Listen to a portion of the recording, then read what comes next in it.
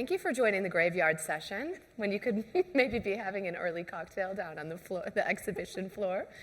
Good afternoon. I'm really excited to be here today. This is the easiest job ever to moderate a conversation with these two amazing women. Thank you so much for making the trip all the way over from the US, and in your case, flying in from India just for this, right? Not to go back to your day job. But honestly, these two women are very inspiring. They're two of the most no-nonsense, no BS practitioners that I know in the space. And I don't know about you all, but at these conferences, I think there's a lot of theory and not enough real talk about people that are doing the work, that are making mistakes, that are learning lessons from those mistakes, and also some best practices that we can learn from. So it was really important to me to choose two beautiful ladies, of course, who have some real talk to share. So we're going to talk about skills, the good, the bad, and the ugly. Definitely, they both have a lot to say. They're going to each share their own stories, but we're going to try to leave some time at the end for Q&A as well, because I'm sure you will be left with many questions to ask. So without further ado, I would like you both to introduce yourselves. Then we're going to let them both share the context of what they're doing in their organizations, their journey, and then we'll have a bit of a conversation. Okay? Sound like a plan? Okay. Anandi. Thank you, Amanda and Sandra. Lovely to be here. Can't wait. I think we're going to have fun in this session, so I don't think it's the graveyard shift. I'm Anandi Shankar. I'm the global head of learning and leadership development from Unilever. I'm supremely jet lagged. Oh, okay. Wow. Now, let's go. Louder. That wasn't loud enough. I couldn't have paid you guys enough to do that. Do we have it on camera? We'll do it again. Please, One, do we have this on camera? 2, 3. They were applauding me, but you can come in. I was saying I'm supremely jet lagged, and I'm like very sleepy and also supremely high on coffee. So if some of what I say makes sense, then it's the coffee. It's not me. I belong to Unilever, and I hope all of you all know Unilever because you all brush your teeth, you all have a bath, you all wash your clothes. But all of you all who are career specialists in learning, take everything I say with a pinch of salt, because I've spent 2 decades not in learning, but partnering the business. And I've spent only the last 2 years in learning. So my team says that I'm a pain in the neck. Actually, they don't use the word neck. They use other parts of the body, but it's not polite conversation in this very nice gathering. So I'm a pain in the neck because I'm on a mission to make sure that what we do in learning is impactful, it's relevant, and it's business friendly. So we'll have fun today. Sandra. Thank you. Okay, we're going to do the roar when... My name is Sandra Lachlan. I work for a company called EPAM Systems, and I always say, if I'm at a conference, I will buy you a beer if you've ever heard of EPAM Systems. Has anybody heard of EPAM? They're third. This has never happened. Okay. I'm just doing it for the beer. I know, it's for the beer. So for those that don't know, my company is a 60,000 person, $5 billion software engineering, data, and AI professional services company. So we don't have our own products that we sell. We build everybody else's fancy schmancy, super sophisticated technology products. We are in like 55 countries. Like we're a legit company. Like I swear, like we're real. I am the chief learning scientist at this company, which is a kind of like random title. It reflects the fact that I actually did not have a career in L&D. I actually came as a professor prior to joining EPAM. And I am a learning scientist. So my training is in how people learn, not how to teach them, but how people learn. What are the cognitive and motivational and physiological things that happen inside a person when they are able to do something new that they couldn't do before. And I joined EPAM to oversee our extremely extensive educational infrastructure. So in addition to educating our employees, we also have learning programs for kids, for seniors. We have entire, like 280 university partnerships where we do co-curricular development because we have to train our talent pipeline. We have programs for master's students, and we have boot camps, and we have client programs as well. And so my job is to kind of oversee all of those and make sure that they are all driving business impact, because that is why we do what we do. And I also, just on the side, EPAM's been doing skills for 30 years. And so even though I'm a learning person, I actually just spend a whole lot of time talking about what it means to exist as a mature skills-based organization, why to do it, how it relates to learning, and then how to get to where this future is.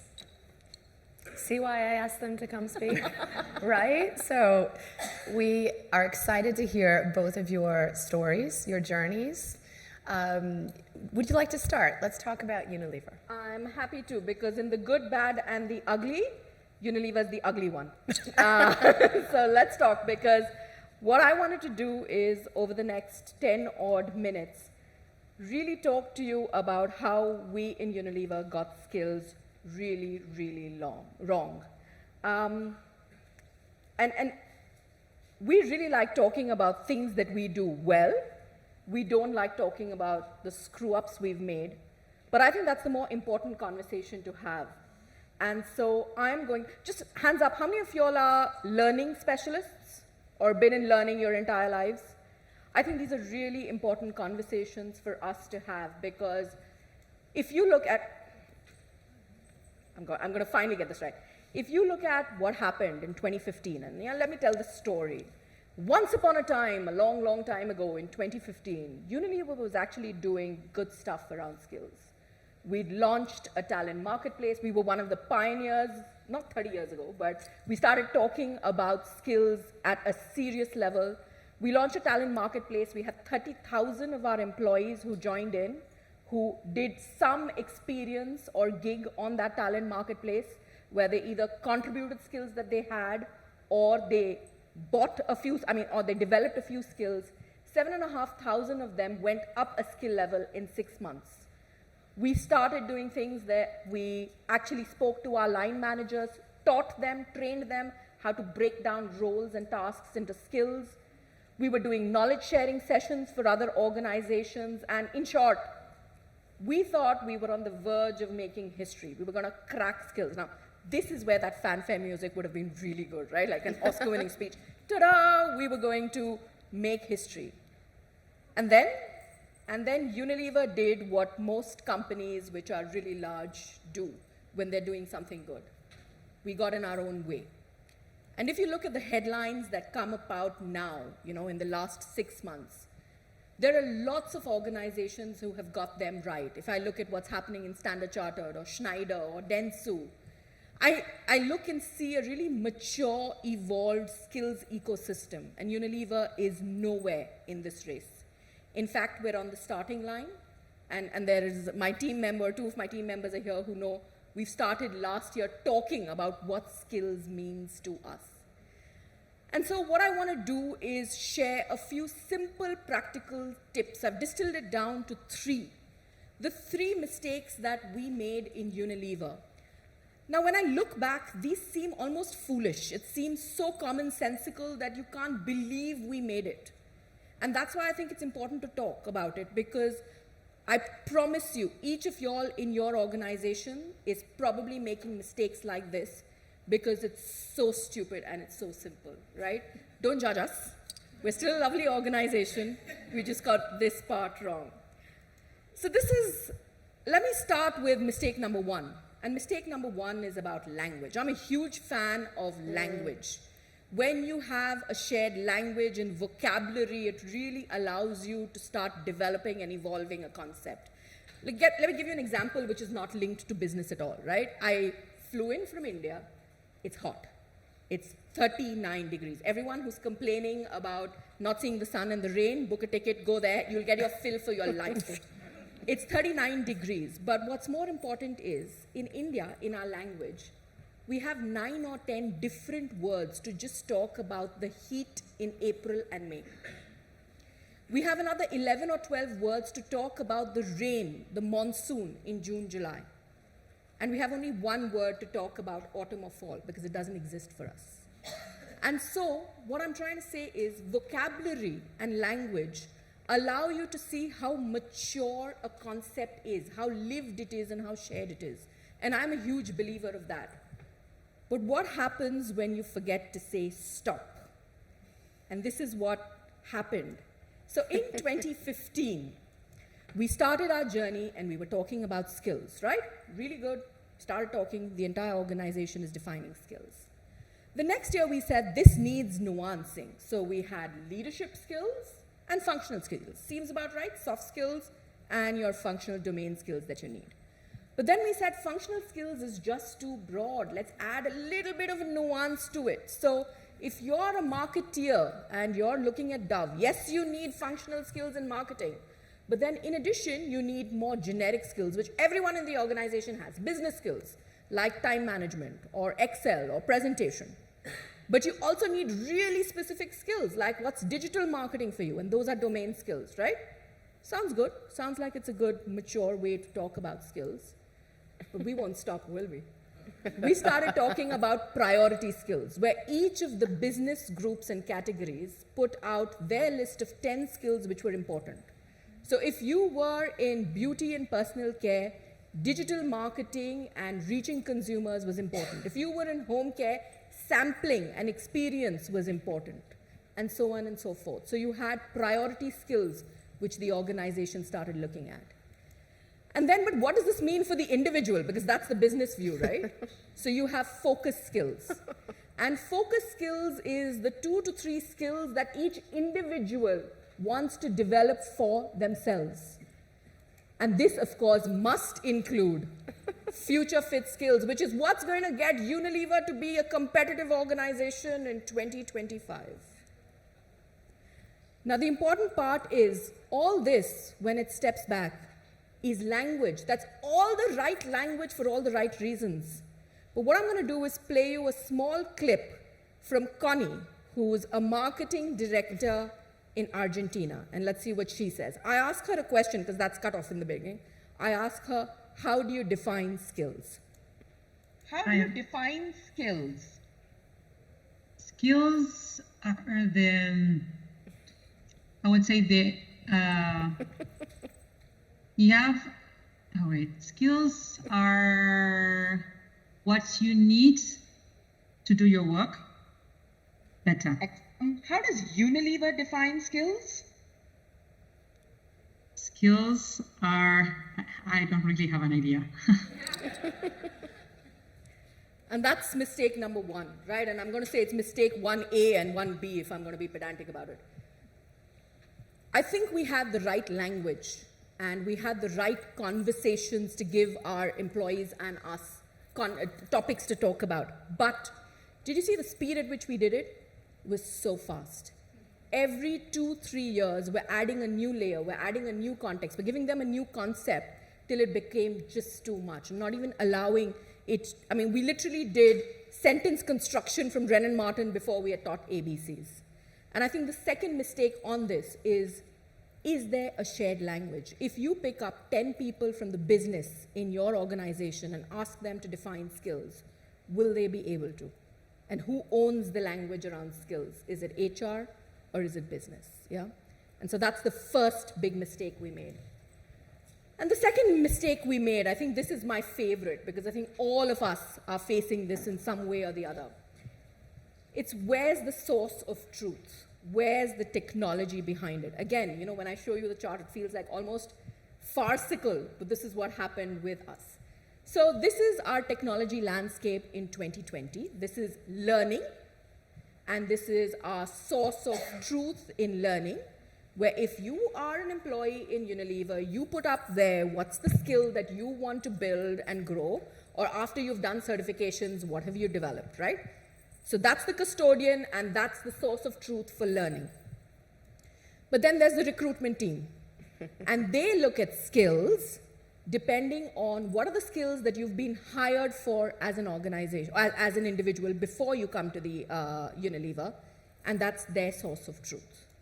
And then there's the third team, which is performance and career. And this is where career decisions are made on skills, either part-time gig or full-time jobs, and they own that source of skill. Now, all three sets of data together is the skill signal for an individual, but it's owned by three different people, three different sets within HR, and it sits within three different technology platforms with three different taxonomies. And of course, we've done the beautiful piece of building APIs and making sure that everything talks to each other, but we all know how that works, right? My finance head came and spoke to me, and now I'm just showing the rest of it, just to tell you how we love our complication. But my finance head came and spoke to me and asked me, can you tell me what are the top 3 skills in finance? And I said, do you want skills that your finance team are focusing on and developing? Or do you want skills that they were hired for? Or do you want both? Because if you want both, then me and the recruitment team need to talk to each other, and I can give you that data in 3 days. And he said, Anandi, I can get our competitive market share in a state in Peru in a click of a button, and to get skills, I need to wait for 3 days. My chief operating officer looked at this and said, this is great. We've spent so much money on the best-in-class technology. So you look at the names there, they're all best in class. And it feels like we have a car which has a Porsche engine and Lamborghini interiors, but it can't go anywhere. It's stuck. And no disrespect to the brand, but he said, and I'm quoting him, so it's his problem, not mine. He said, I'd rather have a family Volkswagen, which actually moves, than pay a lot of money for systems that don't talk to each other. And so the question I have for all of you is, what is the source of truth for skills and who owns it? And if your answer is more than one, you're headed for a little bit of trouble. Yeah? So no matter what the API is, you are headed for a little bit of trouble. And then finally, my last mistake, and this one is my favorite because of where I've come from. Emeritus did a piece of work where they interviewed 50 CLOs just in December. And all 50 of them said that what is really important for learning to be successful is that it must be intertwined with business. 45% of them also said that they personally felt only somewhat connected or disconnected with business, right?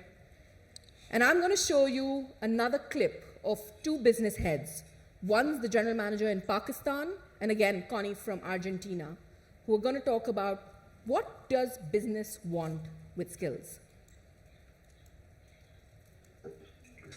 Honestly, I tend not to use skills in a rigid framework or template that my HR team expects me to use them.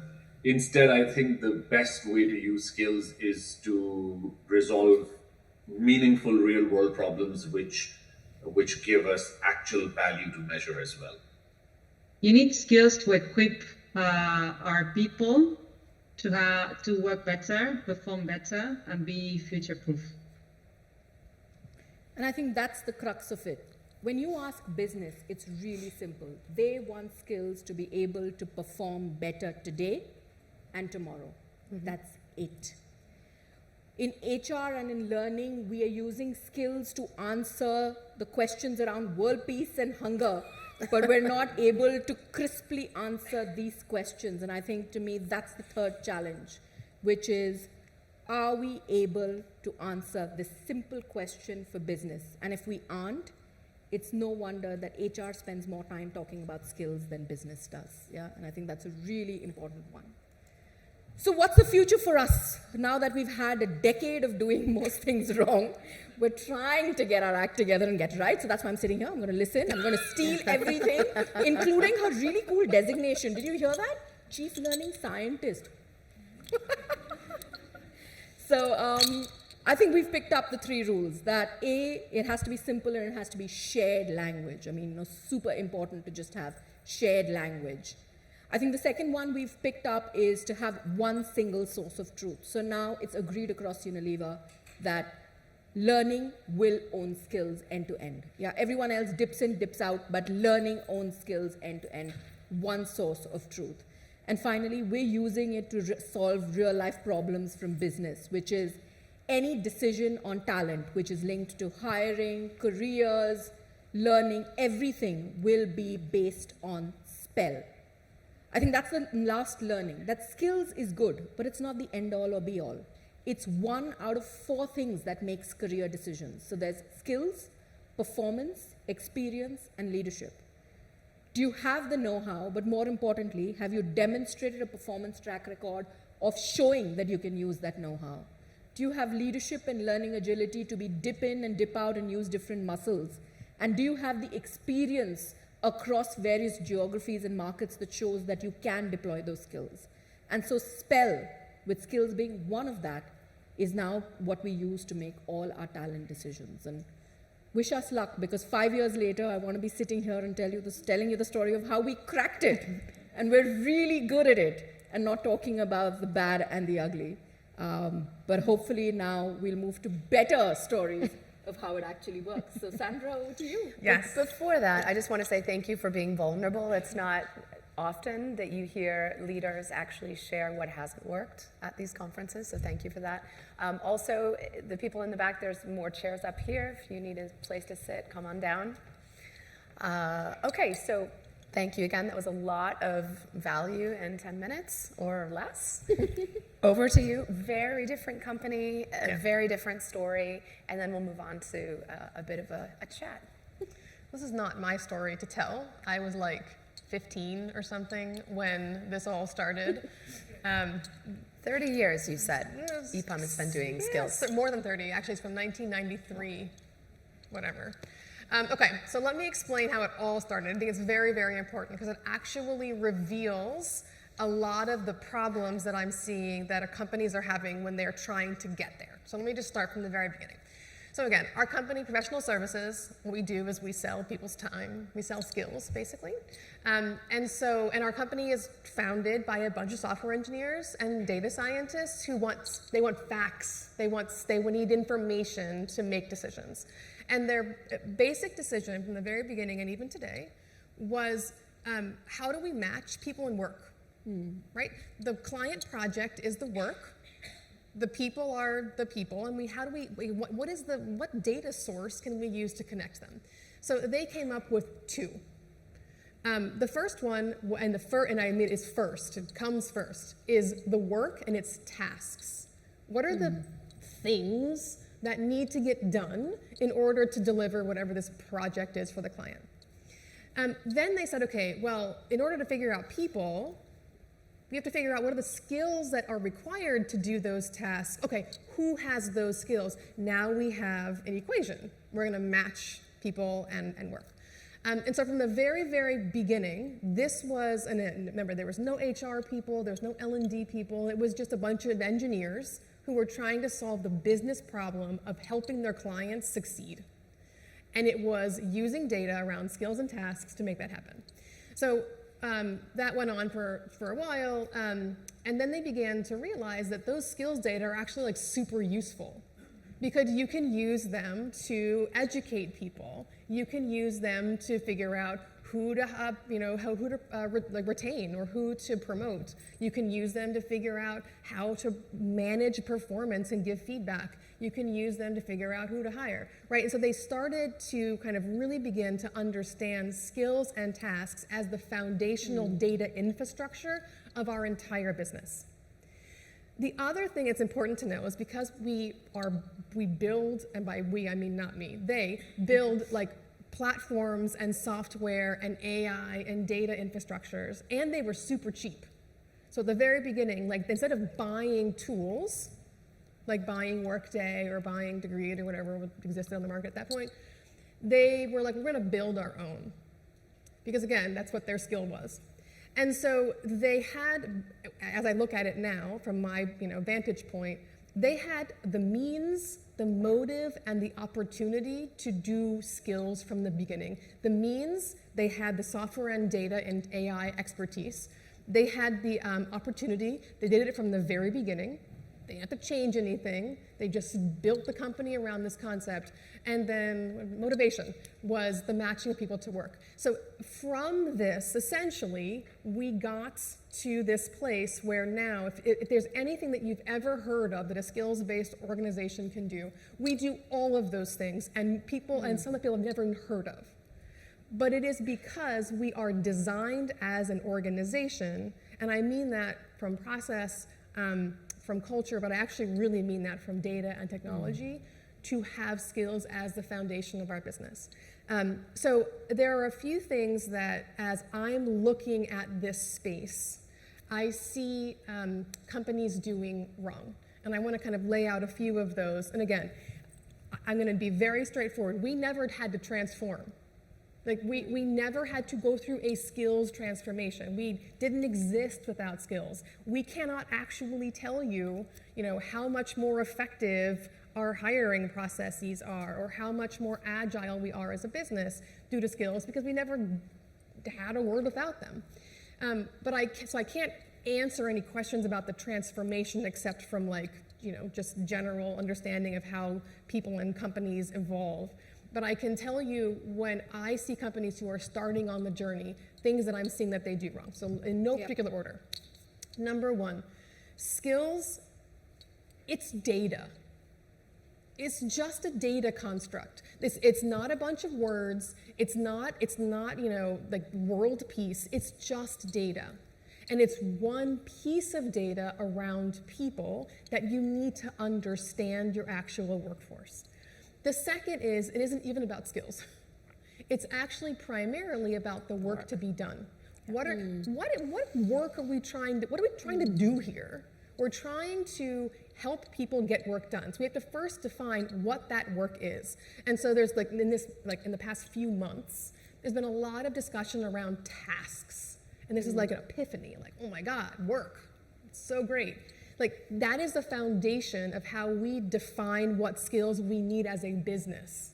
We start by figuring out what's the work to be done, what are the skills to do it? Okay, now who has that skill? Now we have an overall understanding. So starting with work is another problem.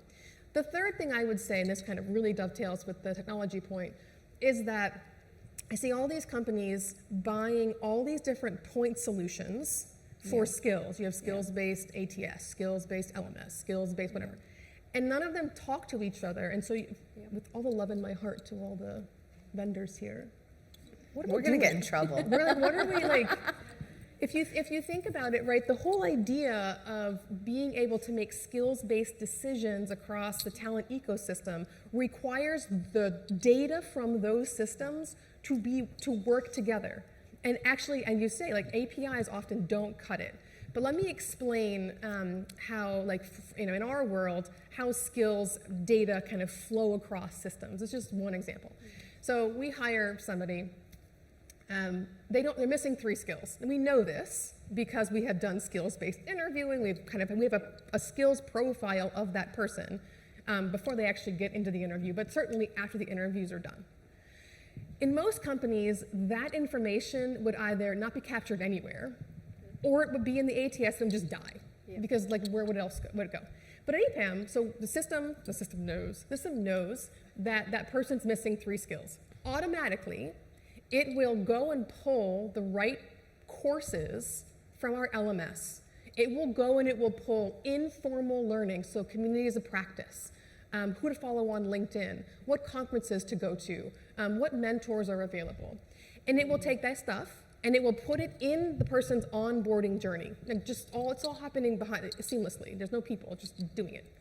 It will also pull assessments criteria. So it will actually, you can't just have somebody go through some material and expect that they've actually learned anything.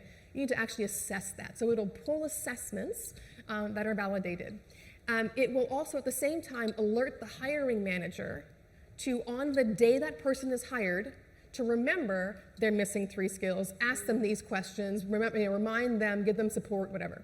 And at the same time, it will also alert our project system so that that person cannot be staffed to projects requiring those 3 missing skills, regardless of their title. It doesn't matter the title. We know that that person is missing those skills, therefore they cannot be staffed to projects. This is just an example of the ways in which, if you have the right technology and data infrastructure in place, the system actually does all that beautiful, magical stuff that you've heard about. But it requires you to think about this from not a point solution perspective, but instead from an ecosystem and data perspective. I think another thing that I see going wrong with organizations is that they tend to make this an HR problem. At EPAM, the skills infrastructure, even today, is owned by the business. Because they're the ones that actually have skin in the game. They know what the skills are, they know what the skills they have, they're incentivized to have the right people in those jobs. And the entire people organization is a support structure to the business, but the business is the one driving that conversation and work. So, I mean, I could go on for days, and I have. I will not here. But just to give you a sense, that is kind of like some of the big picture stuff that we're seeing, and there are a lot of things that I hope we can get into when we're talking about the mistakes and challenges and how to get this right that we can address. Okay, so super interesting, but as you just admitted, your company's been doing this for 30 years. You built it, you didn't have any legacy technology, you didn't have to move towards a skills-based organization because it's sort of in your DNA.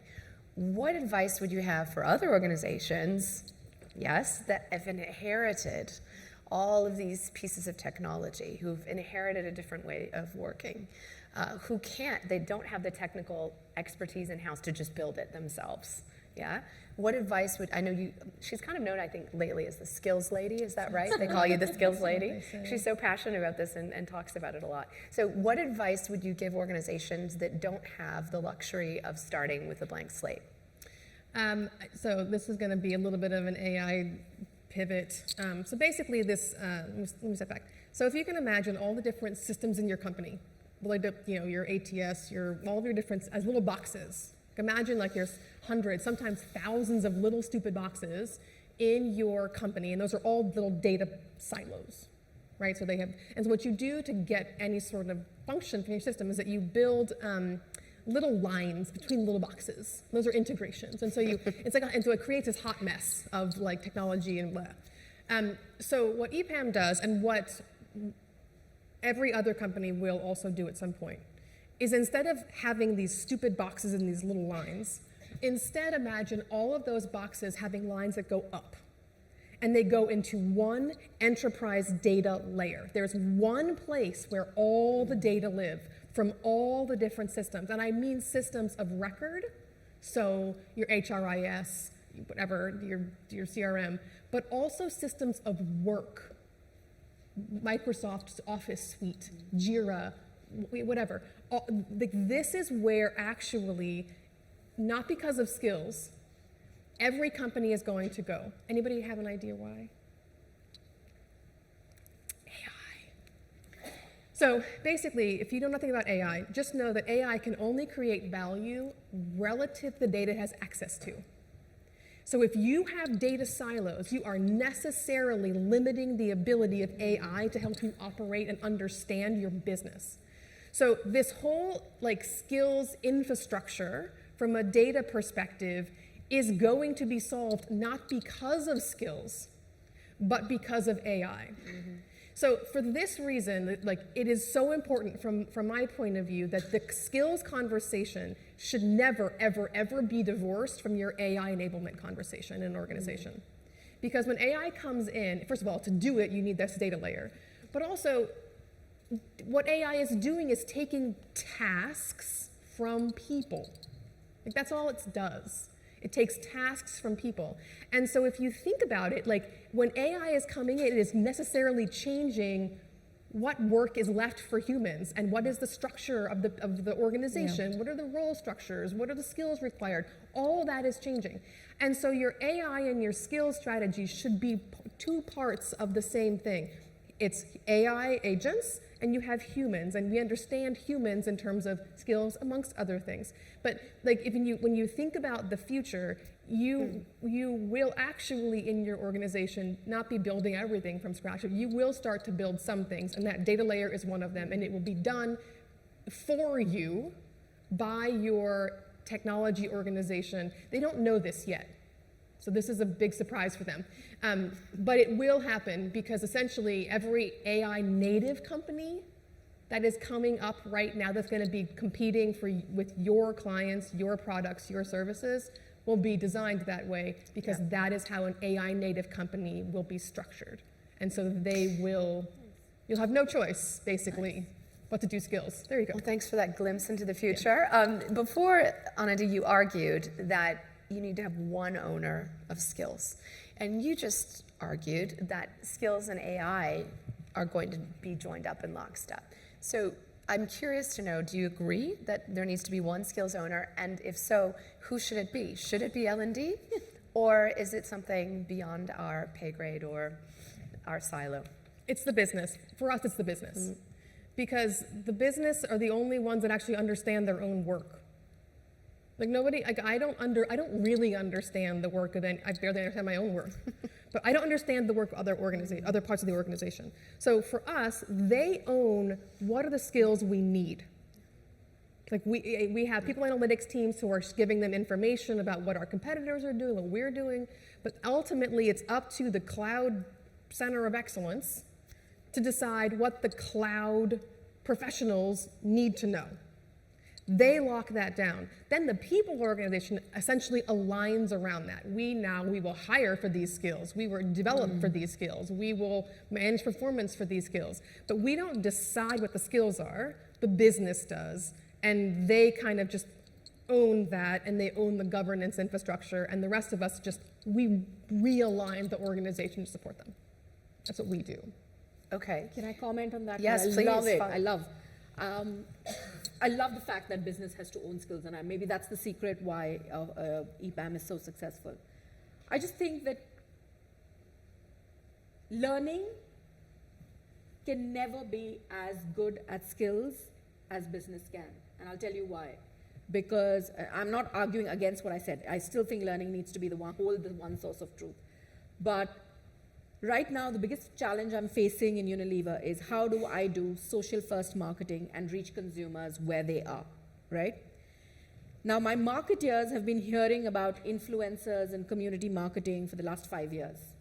So they've smelled that for a while coming up. They've been a little bit like frog in boiling water, so they haven't called it out because they thought it will pass.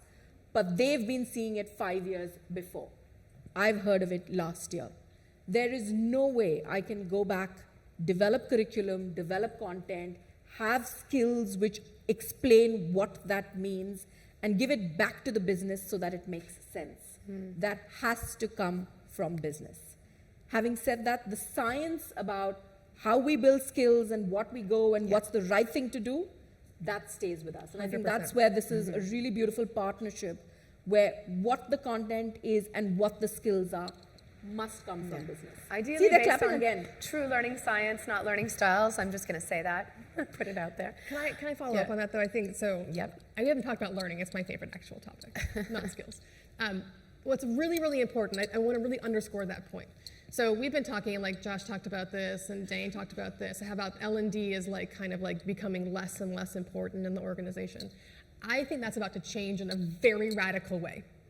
Because you have skills gaps that are being created by AI. Here's the problem with AI, is it's hitting all of us at the exact same time, which means that there's no hidden talent pool to go to hire for these skills. Yeah. You can't outsource for these skills. What can you do? You can only develop them. And so I think L&D is going to be even more important than it has been in the past. The other cool thing, I forgot to mention this, about EPAM when it comes to learning is that we have the only true learning culture I've ever seen in real life. And by that, I mean not a culture of training, like let's have lots of content and give people access to it that nobody actually, uses. Instead, learning is something people have to want to do it. Like you can't make someone learn. You can only motivate them, and you need to find a way to do that. So what we do is, it was not for learning, but it's just how it worked out, is we do skills-based performance management. So what this means at EPAM is that you can't keep your job and you can't grow in your career unless you demonstrate that you have the skills for your job. And those goalposts are always moving because the jobs keep evolving. And so what it creates is this like beautiful, like motivational space for employees. Turns out they actually want to keep their jobs and they want to grow in their career. And therefore they demand actually high quality learning that includes content and practice and feedback and coaching and mentorship and all these other factors. And so the other kind of really exciting thing about the whole skills conversation, from my point of view, is that it creates, when you do it right, the place where learning really happens. And if you can get people to learn at scale on an ongoing basis, what you get is business agility. You are able to, as a business, move and change and evolve relative to your market, to your technology, and to your strategy. Thanks for the follow-up. That was really interesting. So you're an IT company, and a lot of the skills you're talking about, I'm assuming, are the hard skills, the tech skills. But what about the kind of universal, timeless, non-perishable, or soft skills, as some people like to call them? How are you going about those? And kind of as a follow-up to that, because I think it's related, a lot of companies, so I talk to organizations around the world of all shapes and sizes, and I'm hearing everybody's really interested in the skills-based approach, but the one thing people are really struggling with is, how do I validate and assess and measure that people actually have the skills that they say they have? So self-reporting is one way. Managers validating is another way. I don't think that's good enough. I know it's not good enough because we know it doesn't work. So the two questions are hard versus soft, or durable versus non-durable skills. And then the second thing is validation. When you're hiring, for example, how do you know? How do you validate? So for us, Before you answer, can I give a fourth mistake? Oh, yeah. There's a fourth mistake linked to this. So we were in that journey about 2 years ago where we said we want to assess skills, and we said let's get people to do self-rating. Yes. And then we chased and chased and chased, because obviously self-rating is not good enough. Obviously employees are not going to be truthful. So we had line manager rating. We had to spend 6 months just chasing people and line managers to do rating for their individuals. We took a cross-section about 1,000 people in sales to see what was the huge difference between self-reporting and line manager reporting. There was no difference. Line manager rating was superfluous. There was zero significant difference. So I know it's not the right answer, but I think chasing line managers to get the answer is not the right answer too. But give me the right answer. So I was really nervous when you were like doing all your different skills. We have 4 categories. They're not it's not like truth. It's not like written by the hand of God. We have 4. One is technical skills, which means it could be like law. It's whatever like the skills are that are very kind of specific to your profession. Yeah. Then we have self skills, like resilience and learning how to learn, and not being a sucky person, like that kind of stuff. Then we have business skills. Not being a sucky person? Not being a sucky person. Okay. I haven't heard that one before. It's not the technical term. It is a skill. People are bad at it. Empathy was probably. Empathy. Okay. We also have business skills. So this would be like managing up, or being like, or understanding how to structure your time, or teamwork, like stuff that you need to function in a corporate environment. And then the last one is EPAM specific skills. So this is, and every company would have them, but for us it's like our own IP, our own processes, our own tools, our own stuff. And actually that's very, very important, because a lot of what your business actually hinges on is people actually understanding the differentiators for your very specific business. We have those 4 categories. Prior to this, right, I was a researcher and I studied only squishy things. So I didn't actually study technical skill. I studied like soft things. And so I have very strong opinions on the What do you call them, by the way? I don't know. squishy things. I don't know. That's a very I'm technical learning a lot term. of new Learning? I know, language here. it's Not a really sucky important. person, Yeah, it's squishy Be a person thing. that Yes. doesn't suck and squishy things. Yeah. Those are the new. So a lot of the most important skills, even at EPAM, Language are matters. these. Not to me, clearly, but like. Or the softer, durable human, whatever term it is that you want to use, like the stuff that is actually like really, really important. And a lot of people think things like empathy, for example, are like ineffable. They can never be measured. That's not true.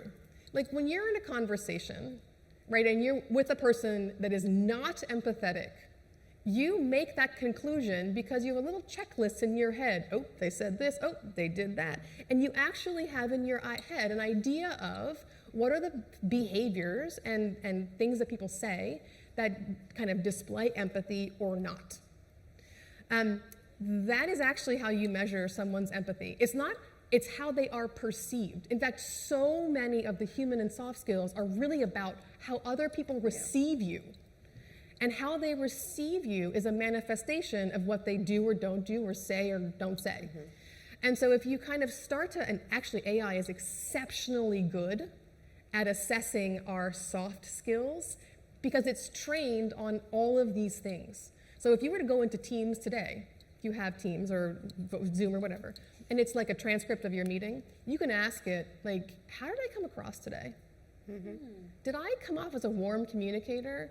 Did I interrupt a lot? Tell me how I can improve. And actually is exceptionally good at doing that because it's just doing what we just said. It has just a rubric in its head, it's programming, of what we as a culture have agreed upon that we all like to have and see in other people.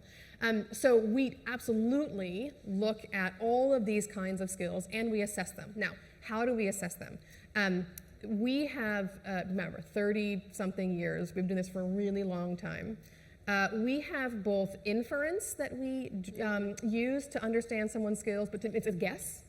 And then we have verification. We have a bunch of mechanisms to know, for real, do they have that skill? So in terms of inference, we will get inference by scraping publicly available data, LinkedIn, conference presentations, I don't know, whatever. And we will use that as a foundation for a profile. We will look at your network. So we will look at all the people that you interact with in the organization. We know their skills. We'll kind of draw some conclusions maybe about what skills you have.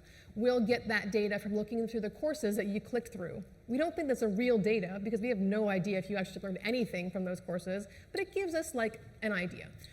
We also infer based on skills that we've verified. So if we know for sure that you have skills A and D, we assume you have skills B, C, and E, just because we know they come in clusters. There's a bunch of other ones too. So those are some examples of like inference. So those are just guesses. Like we don't really know. We give a lot more weight to, in our skills profile, we weight the different sources. We give a lot more weight to the verification. We get those from a bunch of different places. We get them from people who see your work product, like see you do your work, who actually know what good looks like. When they give you feedback, which they have to do, that counts a lot for us. That's the best evidence of your skills is if you can actually like do real stuff on the job. We'll also get it from certification courses and tests that we have included. We will get that from interviews. So, when you get hired or when you are staffed to a project, you have to go through an interview process. We had trained interviewers who were like listening and asking you the right questions for certain skills. That used to be all human. We actually now have AI running alongside, also trained on our skill and listening for those skills. So that there's many different sources, but we weight the sources of verification so that we can get, and we have many different sources across many different time periods, because a skill is a latent construct. You can't actually measure it directly. You need to have lots of different sources. And so we compile all of those things, and then we kind of like build a skills profile, and we make decisions based on it. Okay. Can I take over your role and ask her a question? It's an evil question. It's a free country. It is a free country. Can't say the same about mine right now. No, not ours. I mean, you'll have chance to ask questions, but I'm just taking advantage of the fact that I'm sitting here and she's not stopping me. It's 30 years and it sounds like ridiculously cool, right? Yeah. I mean, I in the next 10 years, if I get there, I'll be really happy. But I'm sure in the 30 years, there were times when it looked really hard, there were hurdles, it felt like this is the wrong path, Yep. and you guys still stuck at it. Yes. What are some of those hurdles so we can learn? Well, when I first came 7 years ago, they didn't really measure or care about the soft skills. And so we had extremely technically It's a advanced. tech company, Yeah, right? They're IT people. Totally. And Engineers. the CEO would complain, he's like, we had these great technologists who call clients stupid to their face. You know what I mean? Like, and it turns out that hurt us as a business. Yeah. And so, like, I think that a lot, again, this is built by engineers. Like, this is all built by engineers. There were no, to my horror, there were no people involved at pretty much any point in this process. It was no psychologists, no learning people. We didn't have HR until we had to. Like, it was very different. So they made a lot of mistakes along the way. That would be one of them. Another one was trying to over-engineer, naturally, the skills, like what do we actually want to measure? Like, we went down the same path of trying to measure all the things all the time. And what we realized is that, like in any data model, there becomes a point where you can get more data, but it doesn't really give you more information. And so we had to come up with like the most parsimonious, the simplest way to explain what we needed to explain. And so it was like we went from this to this, and then we also, like another thing that we're looking at right now is, so skills are great, very important. EPAM's like post skills, they feel. Because what they have begun to realize is that skills are very discrete, they're very tactical things. And sometimes you actually need to understand things about people that are much more holistic and complex. Like, for example, if we are trying to move into a whole new space with clients, like AI transformation, like no one's done it, everyone's kind of like making it up as they go, and we want to be able to help our clients do that. That means that we need to put people on projects who are going to just like have incredibly open minds, and they can just deal with stuff, and they can get to the right questions. Like, they have to have these qualities about them.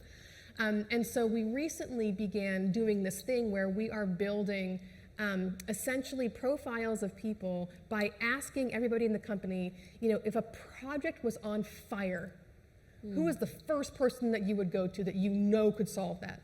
Or if you have to help a client try something completely new, who would you go to? Like, these are kind of like trust and like reputational areas. And so we went too far down into the granularity, and so now we're having to step back up and look at some of the bigger picture things too. That's really interesting, because I think all too often, people are not widgets, right? And they're more than just a collection of skills. Yep. Yeah, we often forget motivation, but there's this other quality. The X factor. She's great at these labels. Making up terms. The X factor, je ne sais quoi, I don't know about people. That's an interesting way of trying to get at that, is asking others, who would you say? The network is very powerful. I have so many more questions myself. I promise we'll leave time for Q&A, but I do have two more that I want to ask. The first one is, I hear this a lot, is skills, is this really different? Is it hype? We had competencies 2 days ago, right? Is this just another word for the same old BS? Does this really matter? Is it different, and why? Do you have an opinion? I do, because I hear this so often. Do you want to spend time on it? Is skills a fad? And I love this because if you go back, when the word skills originated? It's originated way back in 1200 AD, right? That was the first time the Oxford Dictionary called out skills. It has Norse, I'm a little bit of a history geek. It called out from Norse etymology, and it talks about being the differentiator of what you can do. So the definition has been pretty much the same. It stood the test of time. I think what's changed is, till my dad's generation, if you had a set of skills, that lasted you your entire career. You didn't have to worry so much. It's with the coming of technology that we started talking about the half-life of skills. And that's when I think these two are linked. I love what Sandra said. Skills is not just a skills conversation, it's a conversation linked with technology, it's a conversation linked with AI. If technology stops, we won't talk about skills anymore, but I don't see that happening anytime soon. And so for me, the conversation on skills is only going to get more and more intense.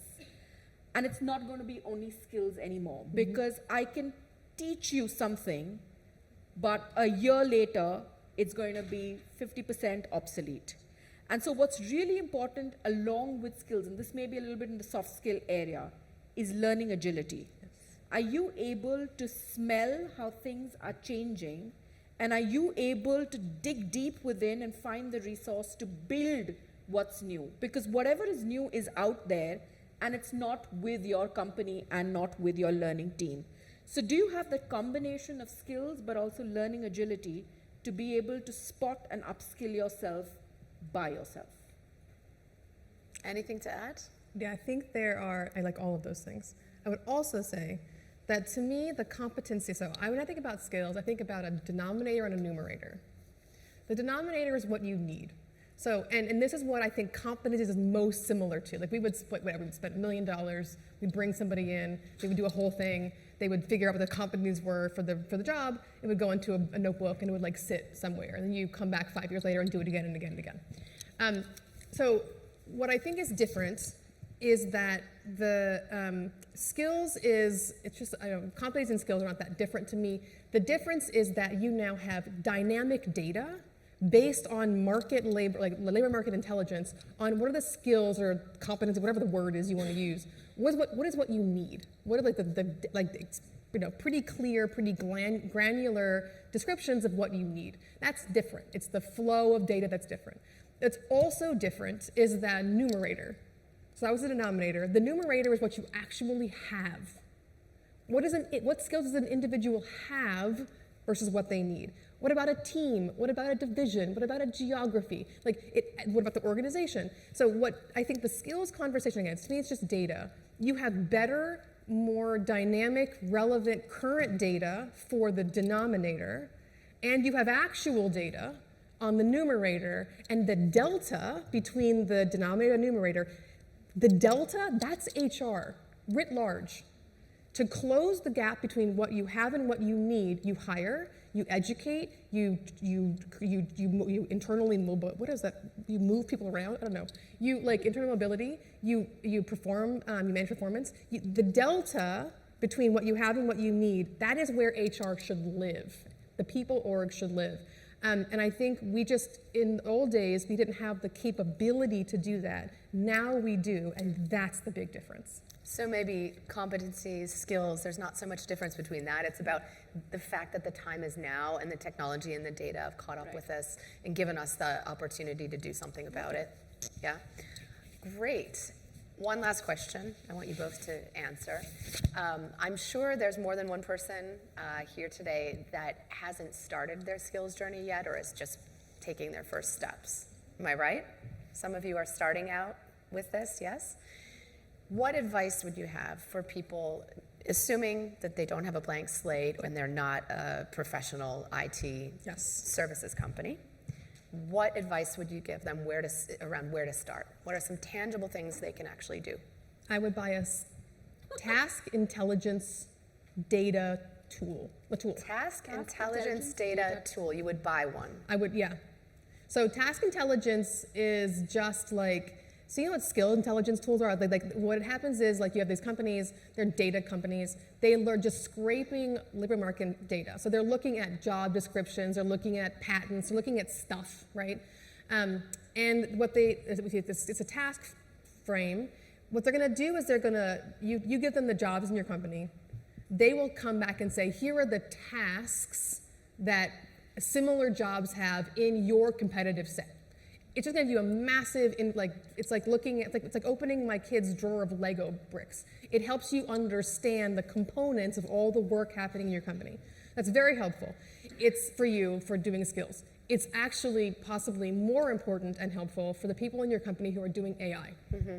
Because when AI comes, again, AI does tasks. Yeah. So the best task intelligence data tools will take every single one of those tasks and code it as being more or less automatable or AI enableable. You can give that information to your chief AI officer or your chief, whoever's doing AI. Because I'll tell you what, they don't know that, And right now they are wasting money going willy-nilly building a bunch of AI things that nobody actually needs. We build them, I know this for sure. So this task intelligence foundation is very inexpensive, it's extremely enlightening, and it's going to be a way for you to actually get the seat at the table with the business to talk about the AI feature, and also on the back end serves as the foundation for what your skills framework should be. Can you give us a few examples? Yes. So there are a bunch of them out there. My favorite one is called Revelio Labs. Revelio. Revelio. Revelio. R-E-V, I think, E-L-I-O.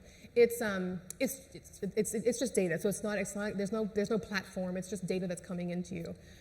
They typically sell to PE firms, so not actually that well known in this space, but they're excellent.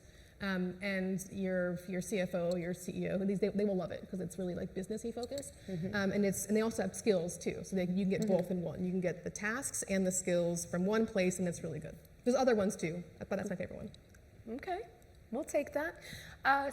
We have 10 minutes left. I promised 20 for Q&A. Sorry. I'm sure these ladies and myself will be around for a few more minutes after if there are more questions and we have time to answer. So who would like to open up the Q&A? Yeah? Do we have a mic? Thank you.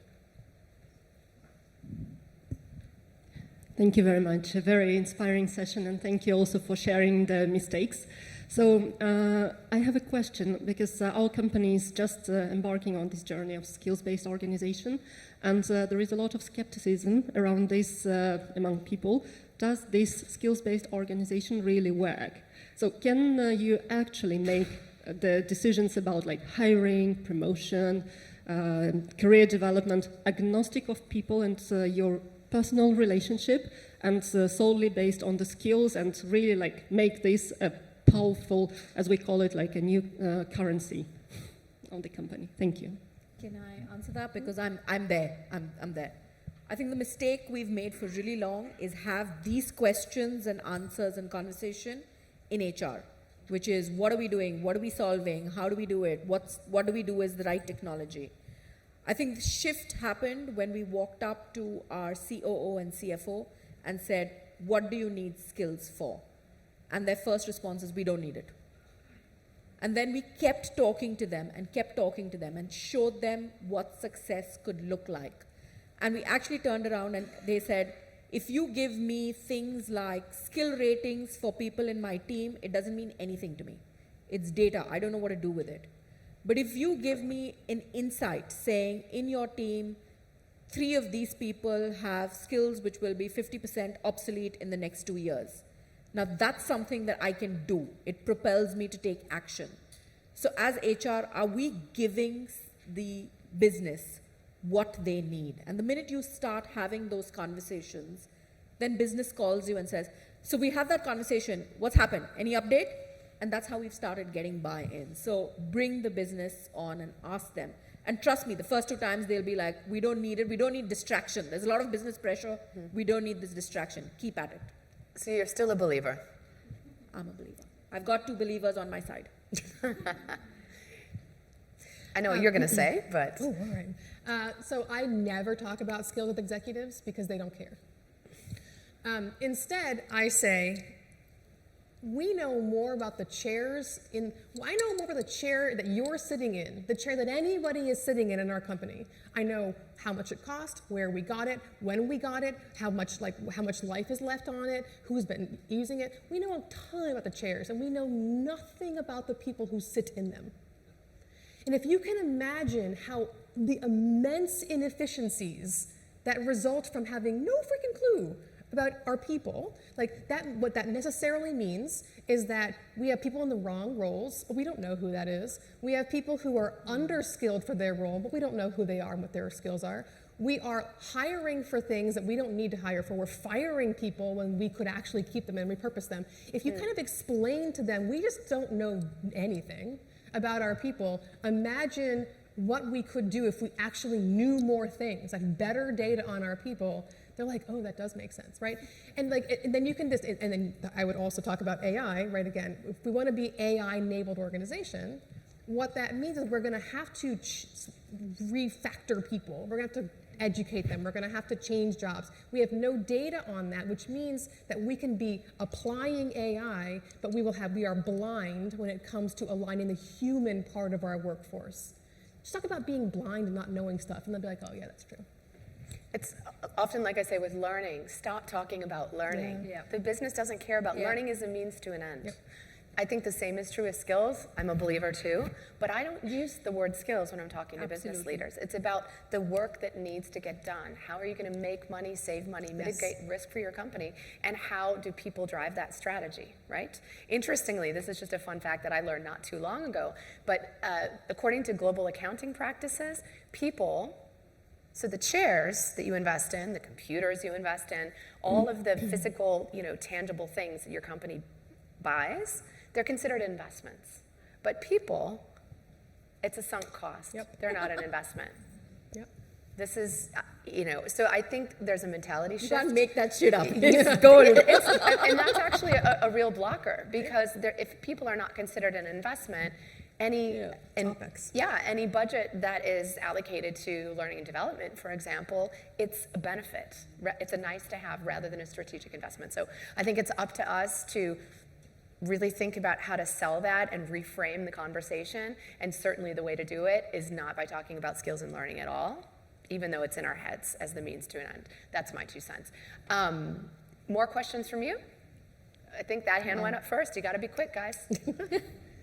Sorry, thank you. Mel, Apologies. you always have good questions. Sorry. I've got 2, but I'll just have one. But I've got 2. Okay. First off, we've talked a lot about the business. This resonates a lot. But can you just give some insight around how you get the employees connected with this as well? Because, to have the connection between the business and why we're talking about business, but how do we get everybody involved in this process? So I work for Big Brother. Like, EPAM knows everything about everybody, which you think would be terrifying. You would think that people would hate that. Actually, employees love it, because it's for the business, but it's really for them. So at EPAM, I will go, it's too much time to explain, but basically what we have done is optimize the employee experience and the employee journey. So I know exactly what my skills are. I know which ones I need to work on. I know what skills I need to do this job that I want to do. I am getting emails telling me, hey, there's this project that is perfectly for your skill set. Do you want it? My learning programs, the formal and informal opportunities are tailored for me. Like when someone gets promoted into a new role, I know for sure that they have the skills to do that job. It's not a meritocracy, but it is a completely different value proposition for employees. And so you have people, I've never heard of anyone leaving EPAM because of this, but I hear a lot of people who leave and realize that we're super weird and want to come back because they feel seen and valued, and they are supported in doing the best work in what they enjoy the most. So they're super into it. So I'll give you the other side, because this is this is nirvana, right? We're at the starting point.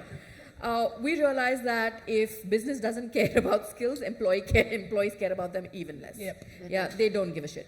What we've also realized is that... Starting to swear, this is getting good. Yeah. We're saying a lot of squishy... what we've also realized is that no one learns for the sake of learning. No one. Never. You only learn when it's linked to your career, where either you think your job's at risk and you need to learn and show that you're good enough for the job, or you think that you'll get the next promotion because you are learning and you have skills. So that's what we've done. We've tied skills to your next career move. Which means that if you want to raise your hand for that move, you need to show that you have the skills, the performance, the experience, and the leadership. And we've not said, because we're not as evolved, we've said skills is one. It's not the everything. It's one out of the 4 things that will make you that will make your career decisions. But that's when people are now putting up what are the skills they have, what are the skills they want to focus on, because they're seeing it linked to the next career decision. And what if there is no future career for them at Unilever? That's a really good point. And given that Unilever goes through restructuring every 18 months, like a really good FMCG organization, I think it's super important that skills become more relevant when you're not going to be in Unilever versus only when you're going to. Because I think it's really important to also link what's the future of work outside. Do you have the skills that make you good for the next job in Unilever, or do you have the skills that make your profile and resume really good? And so, can we build you up even in those last 6 months by giving you something which makes sure that the future of work allows you to be redeployed outside? So I think the conversation actually kicks off even more if you're going through restructuring and you don't have work or you don't have career. I would hope so. We have time for maybe one more question. Yeah.